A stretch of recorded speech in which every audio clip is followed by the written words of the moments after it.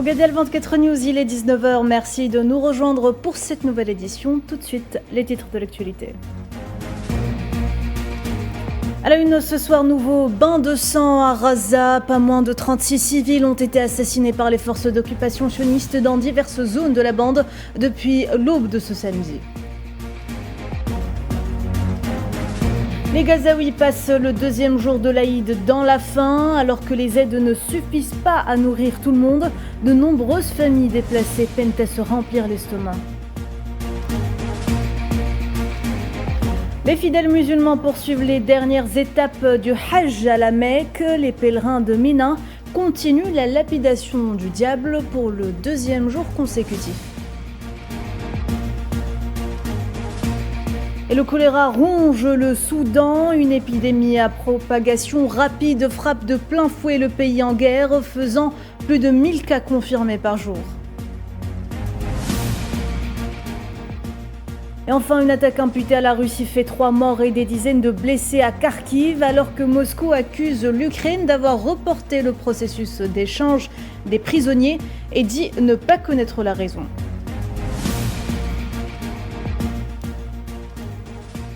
Bonsoir à toutes et à tous. Cela fait 610 jours que le génocide sioniste se poursuit à Raza. Le nombre de martyrs augmente à grande vitesse. Le bilan s'est alourdi ce samedi à 54 772 morts et 125 834 blessés. Selon les autorités palestiniennes de la santé, les corps de 95 martyrs et 304 blessés sont arrivés dans les hôpitaux de Raza au cours des dernières 48 heures.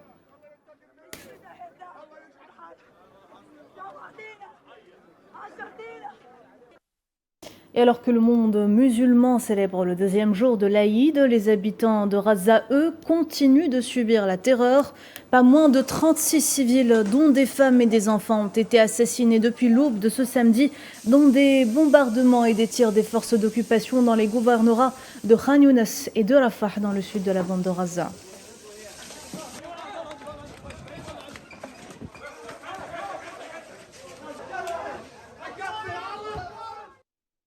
Des aides en échange de leur vie, les forces d'occupation sionistes ont une nouvelle fois ouvert le feu sur des Palestiniens qui tentaient de récupérer des aides près du rond-point d'Alam au sud de l'enclave. Plusieurs autres ont été également grièvement blessés alors que l'occupation a tiré depuis des véhicules blindés aveuglément sur la foule.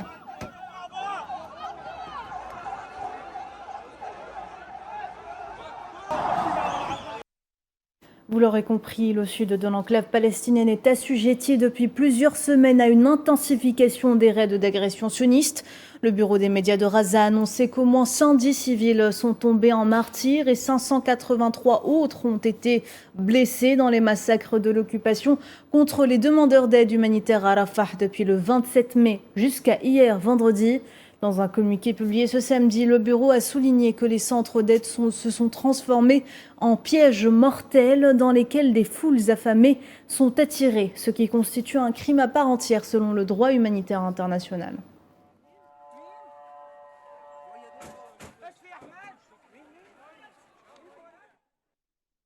Et le nord de la bande n'a également pas été épargné. Plusieurs bombardements sionistes sur un quartier résidentiel ont fait au moins 15 morts dans la région de Sabra. À noter qu'un nombre important de personnes se trouvent encore sous les décombres alors que les opérations de recherche se poursuivent.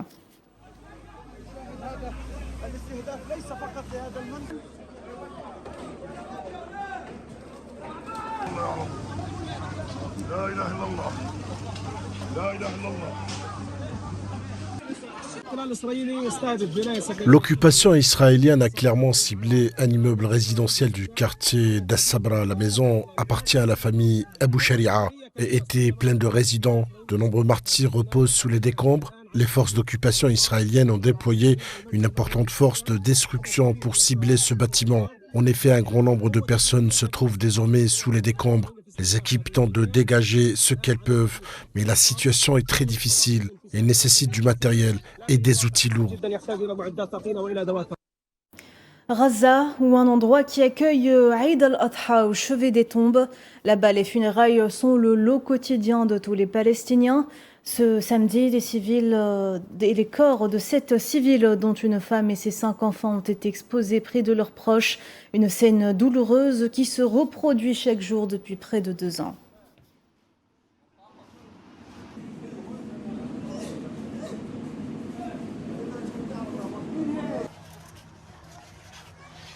La maison ciblée était celle de mon oncle. Elle a été ciblée vers 4h15 du matin. Nous nous sommes réveillés au son des frappes, des destructions, des cris, des pierres qui nous frappaient. Nous avons environ 6, 7, 8 martyrs, plus ceux qui sont gravement blessés, ainsi que nos voisins qui ont 10 blessés. C'est l'occupation. Au lieu de nous réveiller pour encourager nos enfants et les habiller pour profiter de l'Aïd, nous nous réveillons pour sortir les corps des femmes et des enfants sous les décombres.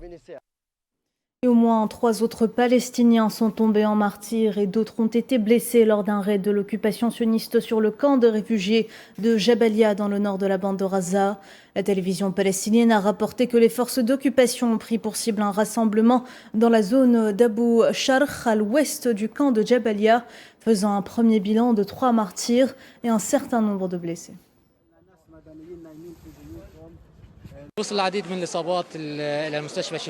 De nombreux blessés sont arrivés à l'hôpital Al-Shifa.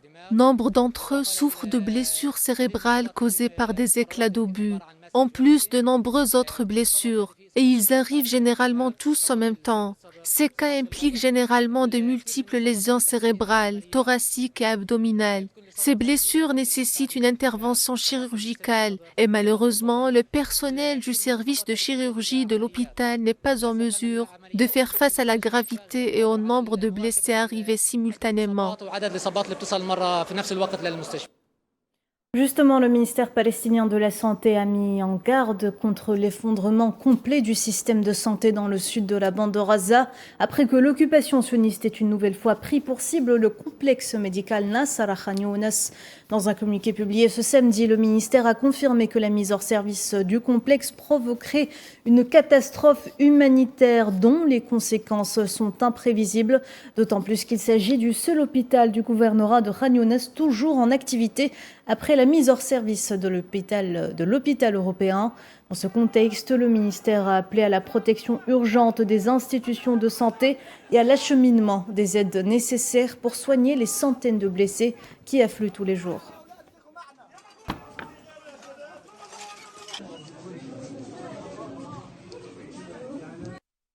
Et en ce deuxième jour de l'Aïd, ils étaient des centaines, hommes, femmes et enfants, à faire la queue, casserole vide à la main, afin de recevoir une ration de nourriture chaude. Une ration qui sera pour beaucoup le seul repas qu'ils devront partager avec toute leur famille durant cette fête religieuse.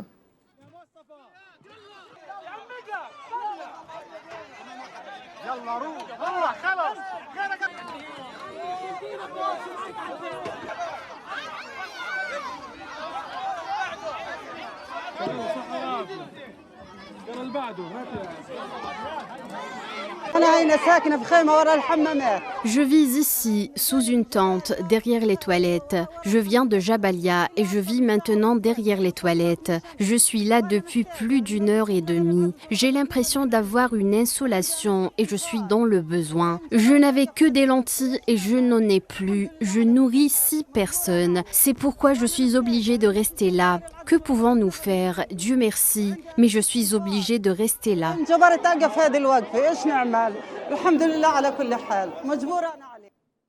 Les plus chanceux ont eu leur part. Quant aux autres, ils devront se contenter des miettes, car les aides ne sont pas suffisantes pour nourrir les 2 millions de Gazaouis affamés. De nombreuses familles tentent tout de même de se remplir le ventre avec tout ce qu'ils pourraient trouver. Souhila Akilal. Dans sa tente de fortune située dans le camp de réfugiés d'El Mawassi, Tahrir, 36 ans, prépare le repas de l'Aïd pour ses 5 enfants. Pas de sacrifice de mouton, pas de viande ni de grillade comme à l'accoutumée. Mais pour ce deuxième Eid al-Adha, depuis le début du génocide sioniste, une soupe de lentilles de la veille et du riz bouilli. Un vrai festin au vu de la famine qui persiste dans l'enclave, sachant que depuis une semaine, pour les Gazaouis, Aller chercher des aides équivaut clairement à signer son arrêt de mort. Je suis allée chercher de la nourriture pour mes enfants, mais ce ne sont que des mensonges. On y va et on voit des gens se faire tuer. Ils nous ont tiré dessus, alors on est reparti les mains vides. Et voilà nos vies, pas de fête de l'Aïd, pas de vêtements de fête, pas de cadeaux, même pas la joie de l'Aïd. Avant, l'Aïd était différent. Au lieu de manger du riz et des restes de lentilles, nous mangions de la viande et du foie au repas de l'Aïd. Et les enfants étaient ravis de l'ambiance générale. Même si Tahrir est ravie d'avoir pu redonner le sourire à ses enfants, en leur préparant un semblant de repas pour ce jour de fête, elle ne peut s'empêcher d'avoir le cœur brisé en repensant au passé, aux vêtements neufs, aux repas de famille et à la joie qui accompagnait chaque fête de l'Aïd. Mais ça, c'était avant que Netanyahou décide de faire de la vie des Razaouis un vrai cauchemar. Aujourd'hui, il n'y a plus de célébration de l'Aïd. Il n'y a plus de vêtements neufs, pas de viande, pas de cadeaux, ni de joie. L'ambiance de l'Aïd est complètement absente. Mes enfants voulaient juste faire la prière de l'Aïd, mais ils avaient peur et n'y ont pas assisté à cause des bombardements aériens. Massacrés, déplacés, affamés et démunis, tels sont les mots d'ordre du génocide sioniste en cours depuis 20 mois à Gaza. Bientôt 2 ans que la vie des habitants de l'enclave a basculé dans l'horreur, une horreur qui prend tout son sens en période de fêtes religieuses, censées être des moments de convivialité, de joie et de partage. Vous en avez sûrement entendu parler sur les réseaux sociaux. Les membres de l'équipage de la flottille de la Liberté se rapprochent de leur but. Le Madeleine, avec à son bord 12 militants, dont l'activiste écologiste suédoise Greta Thunberg, a atteint les côtes égyptiennes et se rapproche de la bande de Gaza. Objectif, apporter de l'aide humanitaire et briser le blocus imposé par l'entité sioniste au territoire palestinien menacé de famine, selon l'ONU.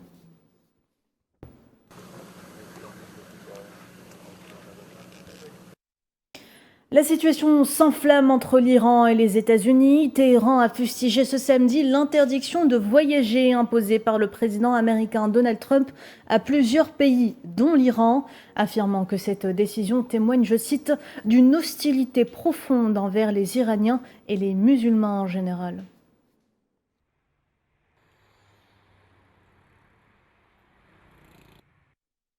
Les fidèles musulmans des 4 coins du monde sont rassemblés en cette période à la Mecque en Arabie Saoudite pour poursuivre les dernières étapes du Hajj. Les pèlerins de Mina ont continué ce samedi la lapidation symbolique du diable, marquant le 2e jour du rituel qui commémore le rejet de Satan par le prophète Ibrahim alayhi salam.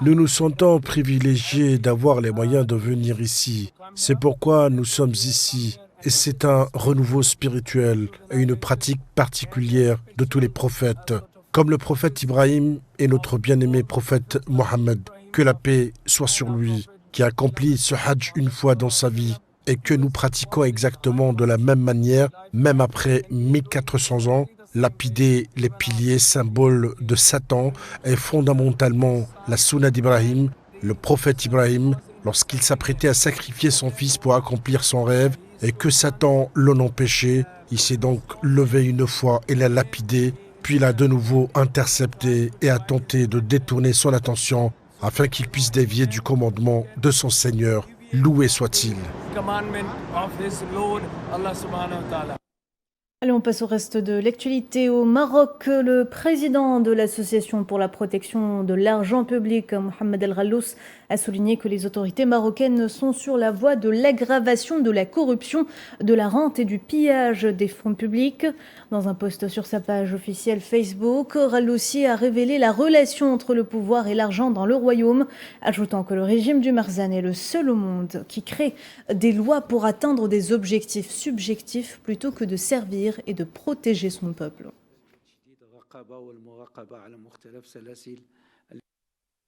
Le gouvernement du mariage, du pouvoir et de l'argent est le seul au monde qui élabore des lois pour atteindre des objectifs subjectifs plutôt qu'objectifs. Contrairement aux aspirations de la société en matière de lutte contre la corruption, l'enrichissement illicite et l'impunité, afin de servir ses clients et ses partisans et de chercher à les protéger et à les soustraire, comme ils le font pendant les élections, à la responsabilité populaire et institutionnelle. Légiférez comme bon vous semble et comme vous le souhaitez, car ce que vous avez fait avec les institutions de l'État, le ministère public et les organisations de défense des droits de l'homme, vous pouvez le faire avec la Cour constitutionnelle. Alors félicitations pour votre expertise et votre expérience pionnière en matière de manœuvres, de fraude, de menaces et de dénigrement du rôle des institutions. Je vous le disais tout à l'heure en titre, la situation au Soudan ne cesse de s'empirer alors que le pays est ravagé par la guerre et la famine. Une autre menace rend la vie des Soudanais impossible. Il s'agit du choléra. Une épidémie à propagation rapide frappe de plein fouet la zone, faisant plus de 1000 cas confirmés par jour. Madame Zenzitonia. Le choléra, une maladie qu'on croyait vaincue par l'humanité, mais au Soudan, elle tue encore. À l'intérieur de ce centre de traitement, l'équipe de MSF s'occupe des malades soudanais. Si l'épidémie touche la capitale Khartoum, d'autres villes sont également en proie à cette maladie, qui se propage à la vitesse de l'éclair. Selon les autorités sanitaires, pas moins de 1000 cas sont recensés chaque jour. Ces derniers temps, la situation du choléra est vraiment critique, surtout à Khartoum, qui est devenu à ce moment-là l'épicentre de l'épidémie. Nous avons connu une vague de choléra qui s'est fortement intensifiée en quelques jours, avec des centaines de cas, dépassant même le millier par jour à Khartoum. Le choléra est une maladie diarrhéique causée par l'ingestion d'aliments ou d'eau contaminée par la bactérie Vibrio cholera. Le conflit armé qui secoue le pays depuis plus de 2 ans a conduit à un effondrement généralisé des services de base, notamment du système d'assainissement. Livrés à eux-mêmes, les habitants ne trouvent plus d'eau propre à la consommation, une eau qui est un vecteur dangereux de la maladie. Après 2 ou 3 mois de guerre, l'approvisionnement en eau a été interrompu. L'électricité a été coupée puis rétablie, mais l'eau a été complètement coupée. C'est au-delà de toute lutte et en ce moment, la souffrance est immense. Les professionnels de la santé craignent une aggravation rapide de la situation en raison de la surpopulation des centres de déplacement, ce qui rend difficile l'isolement des personnes infectées. Le système de santé est également en ruine, plus de 80% des hôpitaux sont hors service et ceux qui fonctionnent manquent d'eau, d'électricité et de médicaments. En Afrique, toujours, l'armée somalienne et l'agence de renseignement de sécurité ont éliminé, dans le cadre d'une opération conjointe, plus de 40 terroristes Shebab dans la région de Hiran. Selon des sources locales, l'opération menée avec précision a ciblé un emplacement où se cachaient les terroristes, permettant par là même la destruction de plusieurs véhicules utilisés par le groupe.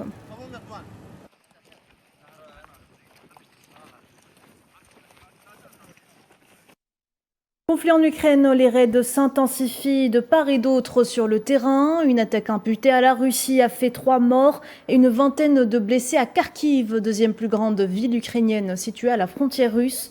Selon l'armée ukrainienne, la Russie aurait lancé plus de 200 drones dans la nuit de vendredi à samedi sur des immeubles résidentiels.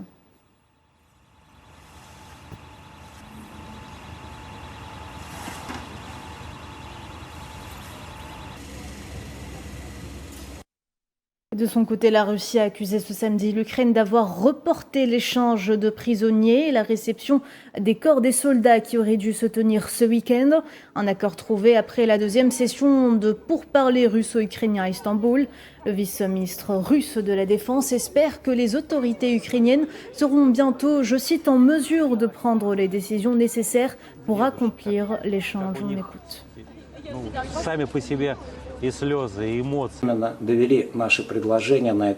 Nous avons préalablement fait part de nos propositions à la partie ukrainienne et nous étions prêts à commencer à transférer les corps des défunts cette semaine. De plus, nous avons envoyé des employés du groupe de contact russe à la frontière entre la Biélorussie et l'Ukraine pour coordonner tous les aspects techniques sur place. Parallèlement, jusqu'à présent, Kiev n'a pas encore donné son accord pour mener des opérations humanitaires. Les représentants du groupe de contact ukrainien ne sont pas arrivés au point de rendez-vous. La raison de ce retard nous est inconnue. Nous espérons que les autorités ukrainiennes seront en mesure de prendre prochainement les décisions nécessaires. En parallèle, la partie ukrainienne a démenti avoir reporté le processus d'échange, stipulant, je cite, que les déclarations faites par Moscou ne correspondent ni à la réalité ni aux accords antérieurs.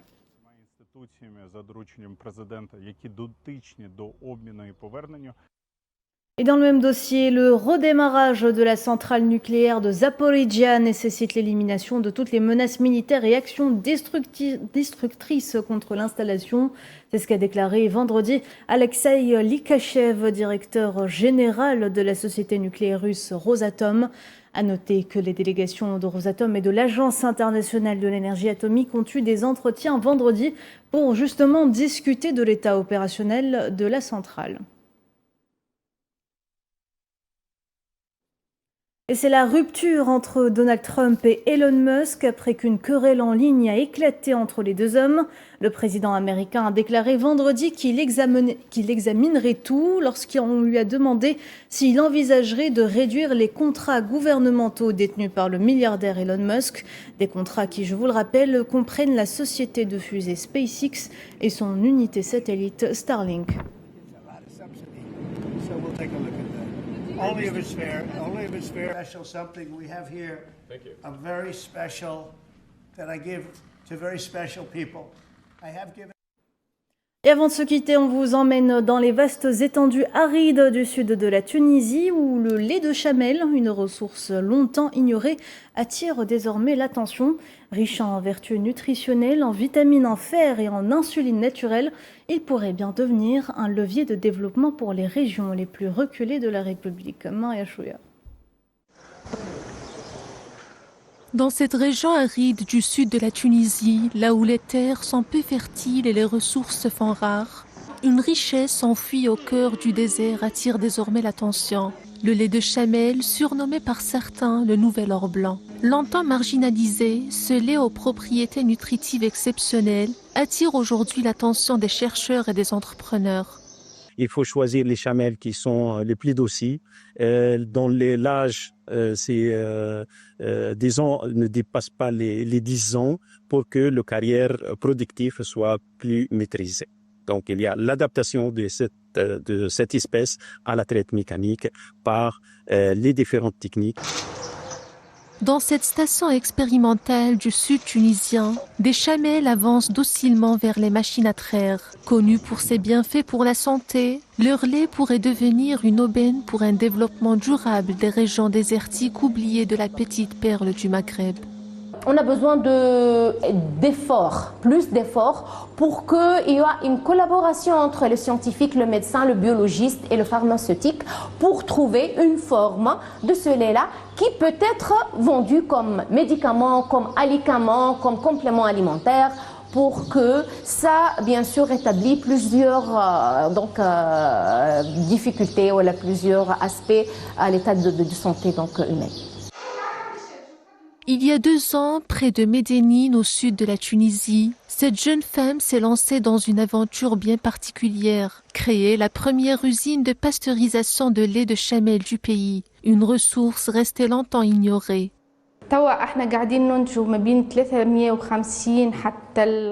Nous produisons aujourd'hui entre 350 et 500 litres et notre objectif est d'atteindre 1000 litres par semaine.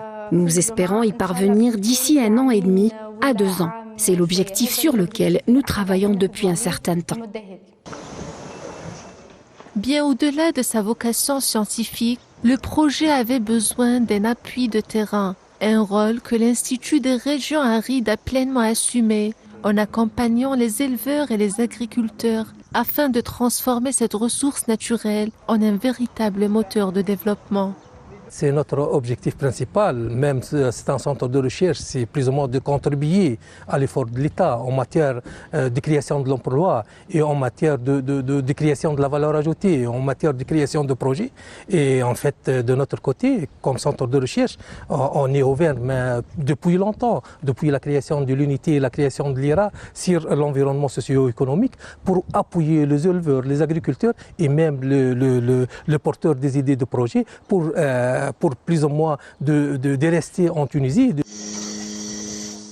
Longtemps ignoré, cet or blanc du désert pourrait bien devenir le moteur d'un renouveau et faire du Sud tunisien une terre d'innovation et d'avenir. C'est la fin de ce journal, madame, monsieur. Merci de l'avoir suivi. L'actu continue sur Al24 News. À demain.